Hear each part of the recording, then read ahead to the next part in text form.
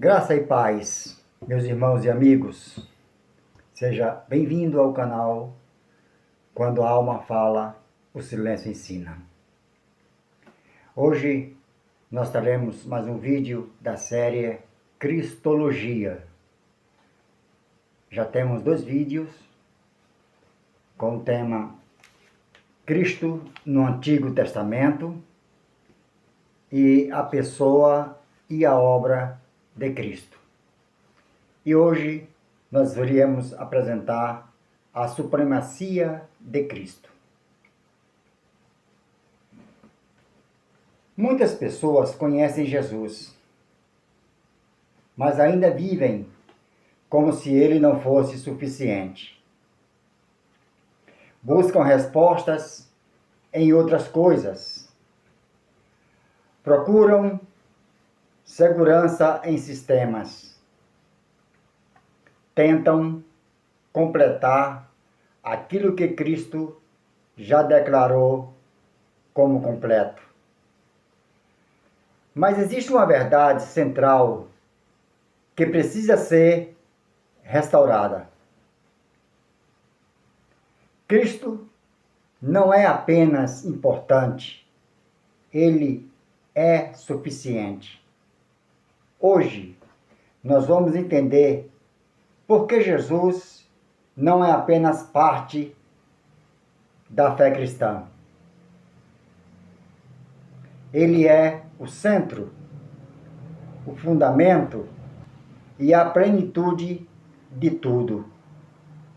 E talvez o maior problema de muitos não seja a falta de fé, mas a falta de compreensão de quem Cristo realmente é. Ao longo da história, muitos tentaram redefinir quem é Jesus. Alguns o reduziram ao mestre moral, outros a um profeta, e há ainda aqueles que tentam encaixá-lo em sistemas humanos. Mas a pergunta central permanece: quem é Cristo em sua plenitude? Porque não entender corretamente quem ele é leva inevitavelmente a uma fé incompleta. A carta aos Colossenses foi escrita exatamente para confrontar isso. Uma igreja cercada por filosofias, tradições humanas e ideias que tentavam acrescentar algo a Cristo. E a resposta de Paulo não foi ajustar o sistema, foi exaltar Cristo. Hoje, nós não vamos apenas falar sobre Jesus. Nós vamos contemplar a sua supremacia e entender por que ele é absolutamente suficiente. E talvez isso não apenas corrija a sua teologia, mas transforme a sua forma de viver a fé. O texto aos Colossenses, capítulo 1, versículos 15 ao 17, Paulo começa com uma das declarações cristológicas mais profundas de toda a Escritura. Ele é a imagem do Deus invencível. A palavra grega eikon não significa apenas representação, mas manifestação perfeita. Cristo não reflete parcialmente Deus. Ele revela plenamente quem é Deus. Hebreus capítulo 1, versículo 3. Quando Paulo chama Cristo de primogênito de toda a criação, ele não está afirmando que Jesus foi criado, mas está usando o termo no sentido de posição e autoridade. No contexto judaico, o primogênito era aquele que possuía supremacia, herança e direito de governo. Isso é confirmado no versículo 16, pois nele foram criadas todas as coisas. Ou seja, Cristo não faz parte da criação. Ele é o agente da criação. Três verdades exegéticas importantes. Tudo foi criado nele, esfera de origem. Por meio dele, instrumento. Para ele, finalidade. Cristo é o princípio, o meio e o fim de tudo.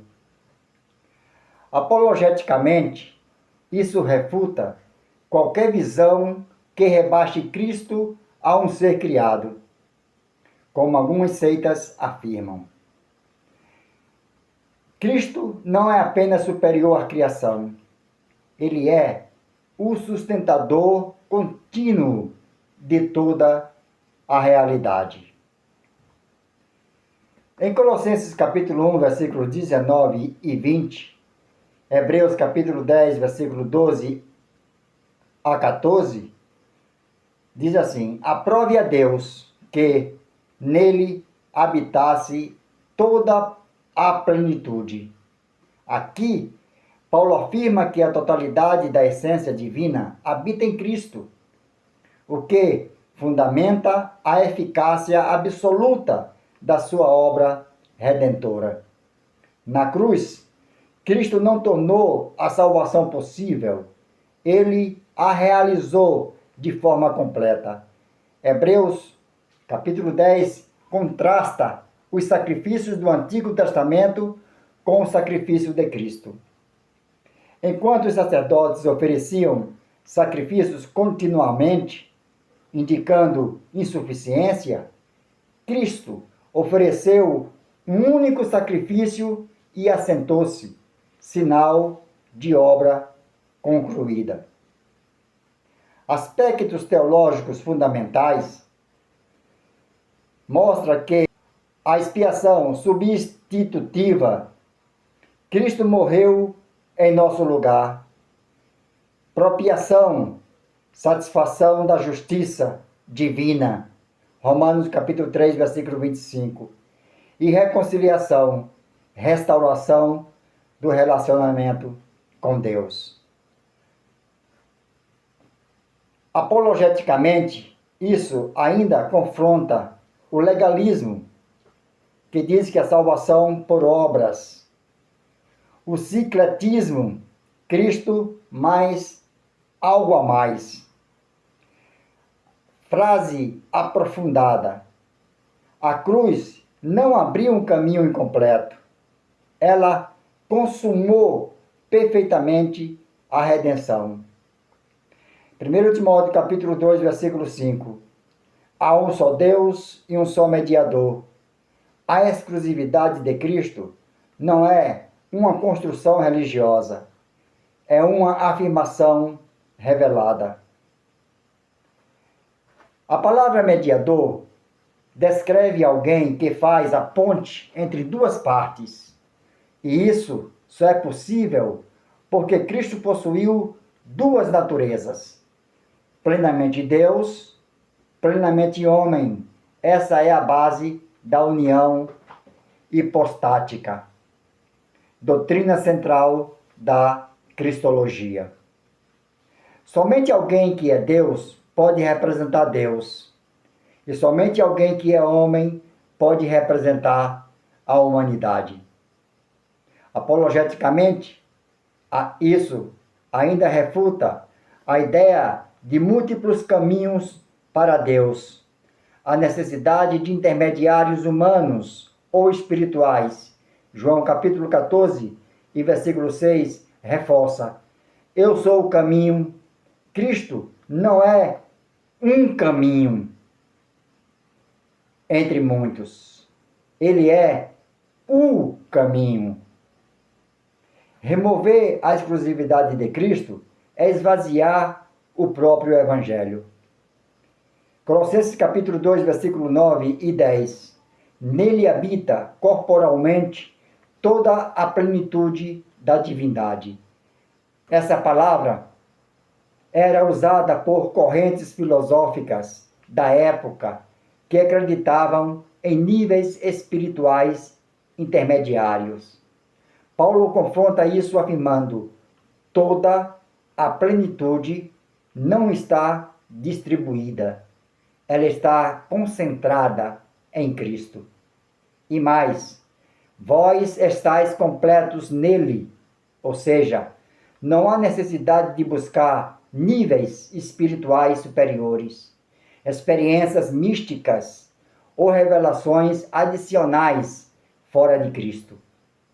Teologicamente, isso afirma a suficiência ontológica de Cristo, a suficiência soteriológica para a salvação, a suficiência prática para a vida cristã.